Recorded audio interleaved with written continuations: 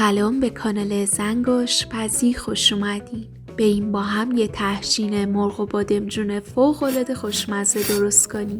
یه تهشین مجلسی خوشمزه با تمام فوت و فنا که برای درست کردنش نیازی به فر و قالب ندارین و میتونین به راحتی تو ماهیتابه و قابلمه هم آمادش کنین.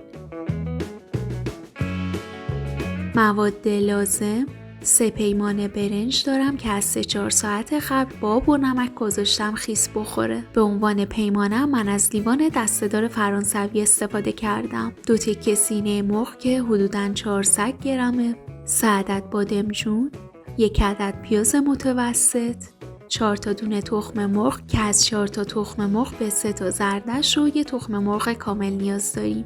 180 گرم یا 3/4 پیمانه ماست سفت و خلیس نیاز داریم که حدوداً 6 قاشق غذاخوری پره، روغن مایع 9 قاشق غذاخوری پر، زعفرون دم کرده، زرشک 5 قاشق غذاخوری، 1 قاشق چایخوری سرصاف زردچوبه، نصف قاشق چایخوری فلفل سیاه و 50 گرم کره. خب از اونجایی که تهچین مرغ و بادمجون هستش، من اول بادمجونا رو پوست میگیرم.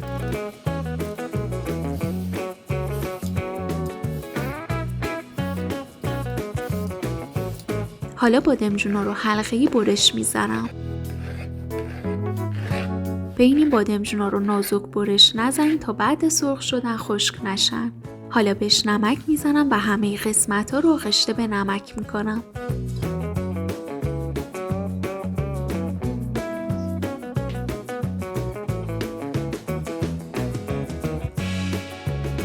و میذارم حدود 20 دقیقه تا نیم ساعت داخل صافی آبکش بمونه تا تلخی بادمجون رو گرفته شه. داخل یه قابلمه کوچیک مرغا رو میذارم. یه پیاز درشتم از وسط نصف میکنم و میذارمش داخل قابلمه. و تا جایی که آب روی مرغا رو بگیره آب میریزم و فعلا ادویه رو اضافه نمیکنم و در ظرفم میذارم تا جوش بیاد و بعد اینکه جوش اومد کف روش رو جمع میکنم. بعد اینکه کف روش رو گرفتم بهش زردچوب و فلفل سیاه اضافه میکنم. نمکم اضافه میکنم که بهتره یکم خوش نمکش کنین و نمکش رو کم نریزین. من از قابلمه کوچیک استفاده میکنم چون سینه مرغ خیلی سریع میپزه و نیازی به آب زیاد نداره. خب حالا در ظرفو میذارم و اجازه میدم که سینه مرغ کاملا بپزه و آبش کشیده شه.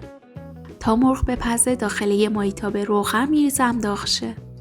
و بادمجونا رو سرخشون میکنم. بهتره که با دستمال بادمجونا رو خشک کنین و یا فشار بدین که آب اضافیش بره و بعد سرخشون کنین.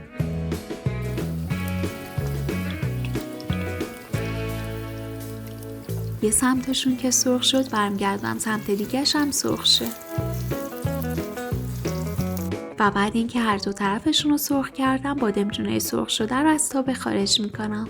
بهتره که بادمجونا رو خیلی نازک برش نزنین و خیلی سرخشون نکنین تا بافت نرم و لطیفی داشته باشه داخل تهچینتون. خب اینم از بادمجونای سرخ شده خوش رنگمون. الان مرغم هم کاملا پخته و آبش کشیده شده. میتونید مثل من زمان پخت و حب سیرم اضافه کنین که بوی مرغ رو کاملا بگیره. این 1 قاشق آب مرغ هم جدا کنین که قراره به مرغ ریش شده اضافهش کنین. خب حالا به کمک 2 تا چنگال یا با دست مرغا رو به اندازه دلخواه ریش میکنم. شما میتونین به سلیقه خودتون مکعب یا ورقه‌ای هم خوردشون کنین.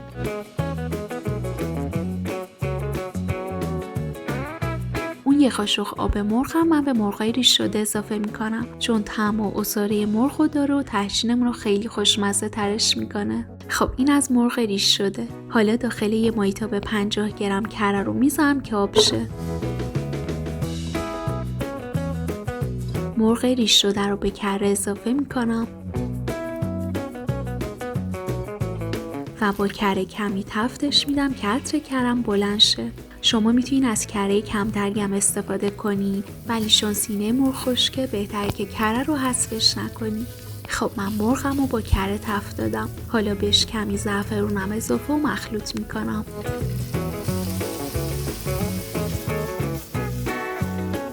من زرشکم هم از قبل شستم و گذاشتم خشک شده.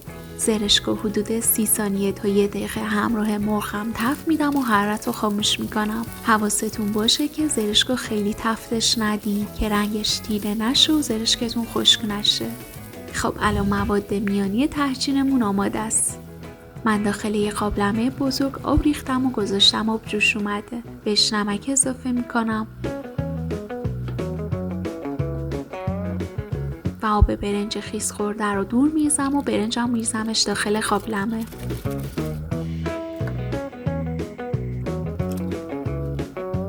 یکم همش میزم و در ظرفو میزم که سریعتر جوش بیاد. بعد اینکه جوش اومد سریع در ظرفو برمی‌دارم و اجازه میدم که با همون حرارت خیلی زیاد برنجم در حدی بپزه که دورش یه مقدار نرم شه و مغزش زنده بمونه. حین پختم تا جایی که بتونم کف روش رو جمع میکنم. خب الان برنج من آماده آبکش کردنه. برمی‌دارم آبکشش میکنم.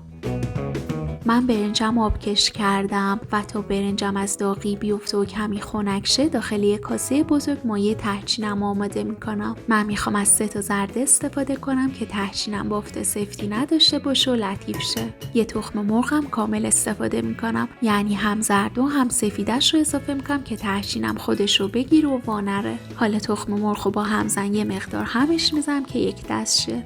من تخم مرغ و ماست رو از نیم ساعت قبل گذاشتم خارج یخچال تا به دمای محیط برسن. حالا زعفرونم به تخم مرغم اضافه و مخلوط میکنم.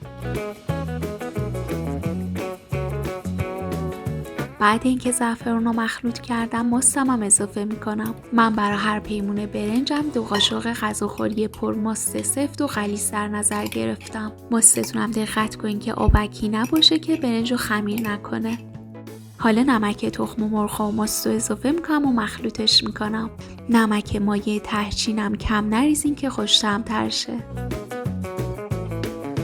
روغنم هم اضافه و مخلوط میکنم که برای هر پیمونه برنجم من 3 قاشق غذاخوری پر روغن در نظر گرفتم.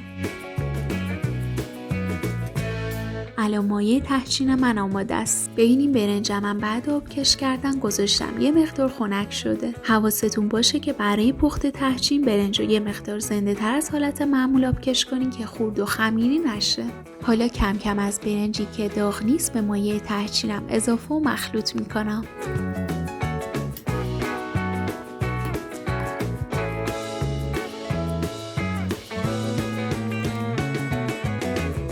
زمان مخلوط کردن برنجم اگر که احساس کردین نیاز به زعفرون بیشتری داره میتونین بهش اضافه کنین. سعی کنین آروم همش بزن که برنجا خورد نشن. خب من کل برنج رو با مایه تحچینم مخلوط کردم.